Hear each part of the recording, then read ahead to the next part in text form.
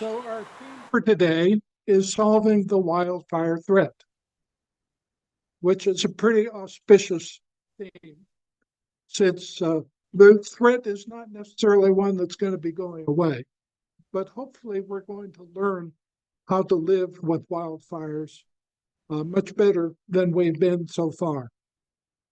So our intention when I planned this meeting a couple months ago was to have both of the candidates for Congress to be our special guest tonight. And I was very impressed with Congressman Kiley's office because when I contacted them, they were back with me the next day. And I was working with Ed Reichert, his scheduler. And he said, just give us the information and so on. We'll make it happen. Well, that was the way it was until about a week ago. And then I heard that Kevin Kiley had another opportunity to speak today, and he would not be able to join us. But he is our congressman for this district, District Number 3 at this particular time, and he's running for office. And in the voter's guide, he said, "My top priority will always be our district. I help secure millions of dollars for crucial fire protection, water projects, transportation improvements in our district, and I'm working to enact a tax credit to ease the burden of fire insurance." And so it would have been great today to learn about what's happening with that tax credit and any other efforts that he's doing. But we are very grateful that Jessica has been able to join us. And hopefully you're aware of her background, which she may describe even more, but she's eminently qualified to represent our district in the U.S. Congress. In the voter's guide, some of the things she said: a wildfire doesn't ask if you're a Republican or a Democrat, and neither do I. It's time to solve our common challenges: skyrocketing cost of insurance, housing, gas, turning the tide on homelessness, and all of those other important issues that need to be addressed at this time. Now, looking briefly at what's been happening in wildfires this couple of years, the Maui fire, as we've all been aware of, was the deadliest fire in recent history. But we've had some other bad fires as well. When you look at the scope of looking at the long picture of wildfire, most of the devastating wildfires have happened just in relatively recent history, and we can expect that there will be more fires coming along the way. Another piece of news recently is that PG&E has been fined $45 million fire. And so our state is, trying to lead to accountability for those that cause fires and to address that particular issue. This past year was an amazing year. It was the slowest start to a fire season in 25 years. And that was good news for us. And at the end of the year, we had, according to CAL FIRE, we had 7,127 wildfires, but the destructiveness compared to the fires that we'd had just a couple of years earlier was not nearly as great. We had 71 structures affected, 13 damaged, 58 destroyed. There were 4 fatalities last year, 1 civilian and 3 firefighters. So it was a bad year, but we've seen far worse. And one of the things that is driving the wildfire threat in recent years has been the terrible drought. And as you can see from this measure, when we have dry years, we have more fires. That's just the way it goes. And I know if you're like me, you look at the reports every week to see how we're doing, because it seems like we're having a fair amount of rain this year. But at the last report, at about 58% of the snowpack. And so we have, hopefully in the storm that is upon us, we'll get some more moisture. But we have this continuing threat that doesn't seem to be going away by years going forward. That's going to affect the number of wildfire seasons. And so what we're seeing a very specific wildfire season, but now the rains are arriving later, and the autumn winds cause damage to the fires, and the rainy season is beginning even later, and so that's affecting the situation regarding wildfires. And then what we're seeing about the wildfires that we've had in recent history is that it's a $20 billion problem. They're very expensive to fight and very costly in the damage that it's done. And I thought it was interesting to see how much gets covered by insurance. And it ranges in the 50% range that insurance tends to cover. The big news in wildfires this past year has been the terrible fires in Canada. And so there's a brief clip about the Canadian wildfires. 2023 has been declared the worst year ever for wildfires in Canada, and there's still 6 months to go. According to the Canadian Interagency Forest Fire Centre, more than 76,000 square kilometers of land has burned since January the 1st. That exceeds the previous record set in 1989 of more than 75,000 square kilometers. Just under 3,000 fires have been recorded this year, averaging about 26 square kilometers in size. Marika DeRoos is a communications officer at the Canadian Interagency Forest Fire Centre, and she joins me now. Good morning. Thank you for being with us. Good morning, Marcia. Thanks for having me. So given the early start to the fire season, I don't think it's going to come as a big surprise to Canadians that this is the worst fire season we have seen. What are the factors behind that? Absolutely. So our fire season started very early this year on May 11th, which is a very early start given our very dry and hot season throughout the country. So since that time, we've been at a national preparedness level of 5, and this means that wildland fire activity is significant in one or more jurisdictions. Firefighters and equipment have been deployed in every jurisdiction, and international help has been requested. Yeah, it's really been an international effort to put the fires out in Canada. Have we learned a lesson? Is there a takeaway at this point in the year that we need more resources? What are your thoughts? Well, that's an important factor to touch upon. So as you mentioned, we haven't seen a year with this much fire since 1989. That year, the 7.3 million hectares that were burnt took place over the span of more than 12,000 fires. This year, however, the amount of fire that has been burnt has been over an area just shy of 3,000 fires. So this tells us that the fires that are burning are significantly bigger and burning more intensely. And this is really consistent with the trend over the past 40 years since CIFC, our organization, has existed and been collecting data. At the time that we are having this conversation, there are 490 fires, almost 500 fires burning in Canada, and about half of them, 255, are considered out of control.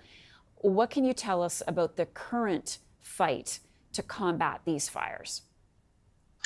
Well, certainly resources are stretched, but it's important to note that we're not in a crisis situation when it comes to resources because of our fortunate position with our international partners, that we have been absolutely overwhelmed with gratitude that we've received from our bilateral partnerships with Australia, New Zealand, South Africa, US, Mexico, and Costa Rica. They have all come up to bat for us. And because, of course, we have an unprecedented year, we've pursued help outside of that framework and received help from Chile, members of the EU, including France, Portugal, and Spain, to assist with our fire situation. And final question for you this morning, Marika. We're all feeling the fires this year because of the poor air quality. What more can we be doing to protect ourselves and to prevent fires from starting in the first place? A lot of the fires were started by human activity. That's a great question. So in the past, a common strategy for many agencies fighting wildfires has been to suppress the fire, to put it out. What we understand now is that leaves an incredible amount of fuel on our landscape. So when fire starts, it's prone to ignite a much larger area. But it's important to understand that wildfires are a natural event, and they play a very important role in the cycle of regeneration and regrowth in our forests and grasslands. So in some cases, they can't simply be effectively suppressed by people or equipment or airplanes. So the strategy really is shifting from suppressing the fire to protecting assets like homes and communities and camps. That being said, there are lots of things we can do to protect our homes and communities. An arm of CIFC is Fire Smart Canada, and it's prevention and mitigation focused. And we provide and empower residents with the tools to understand how they can best renovate their homes or even take simple actions in their yards to be more resistant in the face of wildfire. Marika DeRuz is the Communications Officer at the Canadian Interagency Forest Fire Centre. Thank you for making the time for us. So this graph just shows you what has been the trend in wildfires across Canada. And in 2023, it went off the charts. It was just a bizarre and awful year. And they've charted, how many were natural and how many were human caused and how many were undetermined. And that early fire season, it seemed like it was driven by human caused wildfires. And then looking at the ongoing situation, one of the challenges that the wildfires bring is to air quality. And the standard air quality is 2.5 parts per million. And what is being projected for the United States by 2050 is that much of the country is going to be over 2.5 parts per million because of the wildfires happening in Canada and other places around the world. And that's all going to have an effect on the health of each of us. So there have been lots of legislative activities, and the year 2021 was a really busy year when there were a number of bills that were put out to address different aspects of the wildfire situation. And so the National Prescribed Fire Act of 2021 dealt with the management of the department's wildlands aid in addressing the increasing frequency of large destructive factors. And it mandates significantly increased use of prescribed fire and provides some work reform, smoke management direction, funding, and so on. In Senate Bill 2404, was the Western Wildfire Support Act of 2021, and it provides support for aviation and ground-based firefighting sources and authorizes $1 billion for department ground-based firefighting and $500 million for aviation. There's the Firesheds Act that came out in the Senate, established emergency fireshed management in areas of lands administrated by the Secretary of Interior. And another bill from the Senate to amend the Forest and Rangeland Renewable Resources Planning Act of 1974. The Wildfire Resilient Communities Act authorized $30 billion for hazardous fuels reductions in projects on federal lands. The Wildfire Emergency Act, it was to amend the Healthy Forest Restoration Act and expedite permitting and placement of wildfire detection equipment. And one of the things I was reading about in the latest issue of Reader's Digest is this device on the far right, which cost about $50. That the government has bought a whole bunch of these things, and if they detect a fire in the area where the device is on a tree, it immediately sends an email or a signal uh, to let you know that there's a smoldering fire before it becomes a significant threat. And then we have other devices, such as the one in the middle, and they're even using drones and various uh, pieces of technology that they're starting to use to address the wildfire threat. This bill, the America's Vegetation and Carbon Sequestration Act, requires the Secretaries of Interior and Agriculture to complete an assessment with non-federal partners, including the tribes and so on. And so that very detailed assessment was done and was just completed this past fall. The Fire Act will update the existing Stafford Act, which was the one that created FEMA. And one of the frustrations that people have had in California is FEMA only appears on the scene after all the damage has been done. And then FEMA helps afterwards. And what the Fire Act attempted to do was to bring FEMA in early into the picture before the fire got underway, so that a lot of preventive work can be done to gear up to assist people that have been affected by the fires. And this was the version of the same bill that appeared in the House. And then Senator Padilla has been busy here, and he has written a bill called the Fire Suppression Improvement Act, which would ease the burden on state and local governments who are shouldering the weight of increasing devastating fires by expanding FEMA's management assistance grants to better support the pre-deployment assets in advance of major wildfires. So it's along the same effort to get FEMA here earlier. And then he has the Post-Fire Flooding and Debris Flow Act, which would include mitigating and preventing post-wildfire flooding and debris flows that are eligible under FEMA's response to disasters. And then Doug LaMalfa and Congressman Mike Thompson, both of California, presented the Protect Innocent Victims of Taxation After Fire Act, which exempts all wildfire relief payments from federal taxes and taxation on legal fees. And then Secretary Vilsack has announced a new 10-year strategy to confront the wildfire crisis. And the groundwork of the strategy begins in areas identified as being risk based on community exposure. And we have the Wildfire Support Act of 2020, which establishes accounts in the Treasury for addressing wildfires, a program to train and certify citizens who wish to be able to volunteer to assist during a wildfire threat incident, a program to award grants to eligible states or units of government to acquire slip-on tank and pump units for a surge capacity of resources for fire suppression.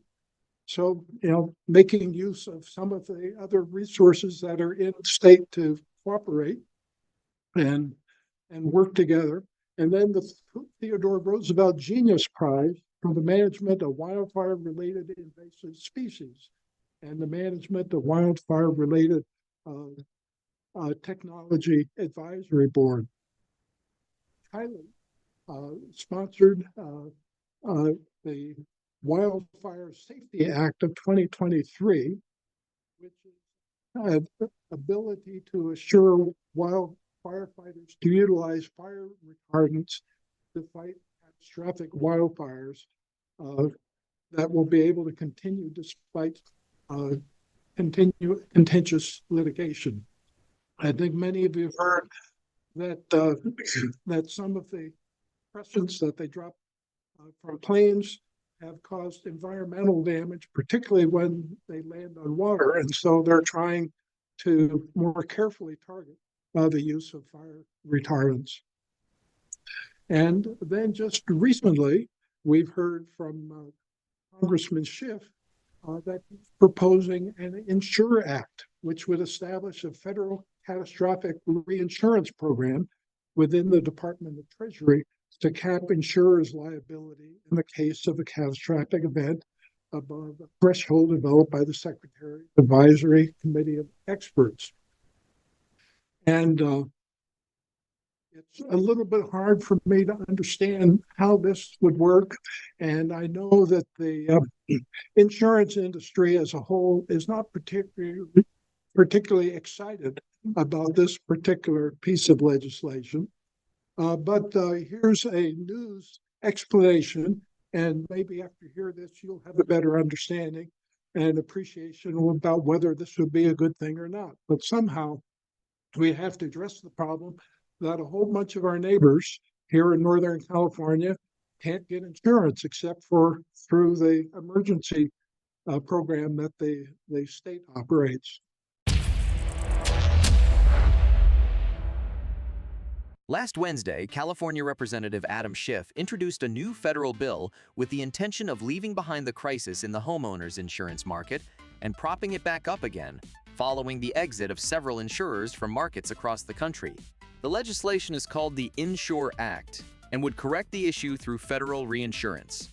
The Insure Act stands for Incorporating National Support for Unprecedented Risks and Emergencies Act. The idea behind it is to use federal reinsurance to overcome the issue in several states across the country that is leading homeowners insurance companies to stop selling there. The newly introduced act would require that insurers taking part in the program to cover their policyholders for all natural disasters. Those insurers would also be required to participate in loss prevention and risk mitigation strategies to make it possible for their policyholders to be better prepared for those circumstances. The Insure Act would also build stronger market monitoring by way of the Office of Financial Research and the Federal Insurance Office, which would collaborate with the insurance regulators in each state. The hope is that it will stop homeowners insurance companies from leaving high-risk markets. My Insure Act addresses the urgent crisis in the home insurance market, particularly in California, where the cost of insurance has gone through the roof and insurers have stopped writing new policies, said a statement by Representative Schiff. Climate change has significantly increased the risk of natural disasters, and insurance companies are shifting the costs to consumers who struggle to purchase disaster coverage, he added. My bill is a critical step forward in the effort to ensure homeowners and communities have access to affordable and accessible coverage. I'll keep working to get this across the finish line and bring the cost of insurance down. In California last year, major homeowners insurance companies, including Allstate and State Farm, announced that they would no longer accept property coverage applications. They both cited rising risks of natural disasters, wildfires in particular, and increased business costs in that market as the reason for their departures. So one of the good pieces of news is that the IRA, the Bipartisan Infrastructure Act, that happened in 2022, a large portion of the funds that were provided for in that act goes to fight wildfires. And so it provides a historic investment in wildfire management as part of the nation's efforts to address climate change and support resilient, climate-adapted, and the legislation provides $5 billion for federal wildland fire management over the next 5 years. This is some firefighters just outside of Helena, Montana.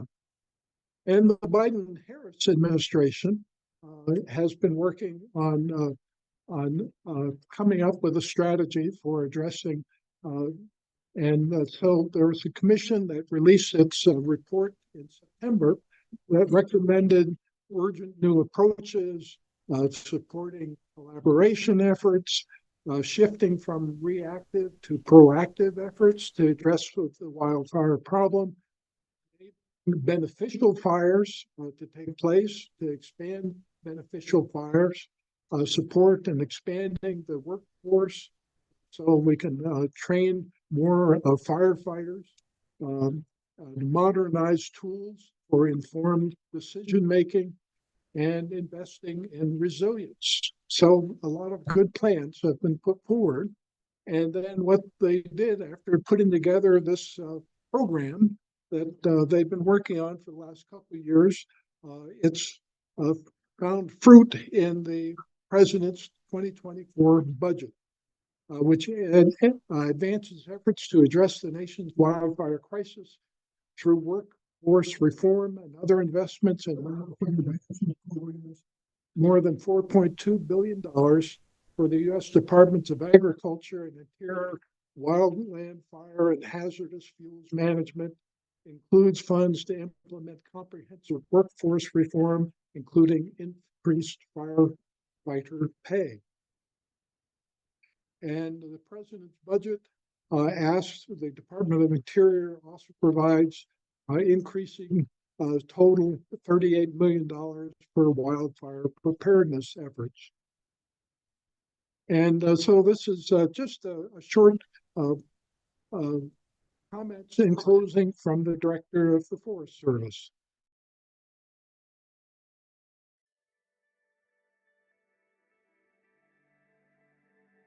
This work that we're about to do, it's too big for any particular entity or organization. As you know, we have a 10-year wildfire crisis. We planned this activities out there and put together this strategy so whereby we can talk about and try to infuse those things that we needed in order to address the wildfire crisis. We also know that fires don't stop at property boundaries. We have to work together to effectively confront this crisis. So because of that, it's really my privilege to stand here before you today and announce that more than $490 million to expand efforts on 11 additional landscapes across the West. These landscapes will include areas in Arizona, California, Idaho, Nevada, Oregon, Utah, and Washington. These additional 11 landscapes, wildfire risk reduction, will occur on 134 high-priority fire sheds. We've mapped about 250 all across the western part of the U.S. These two pieces of legislation will allow us to really make a dent. I'll also add that this emergency authority is not just limited to wildfire treatment. It can also be used to address other aspects of the wildfire crisis strategy. Post-fire stabilization, reforestation work, as well as restoration work from these fires. We'll be protecting communities and critical infrastructure such as power lines, dams, municipal watersheds, and military infrastructure. Our work will consider at-risk communities and tribes. Collaboration with tribes and the communities is a top priority for this administration, and is certainly a top priority for this agency. This is a time to be bold. This is a time to really think to the future. But more importantly, it's really a time to take action.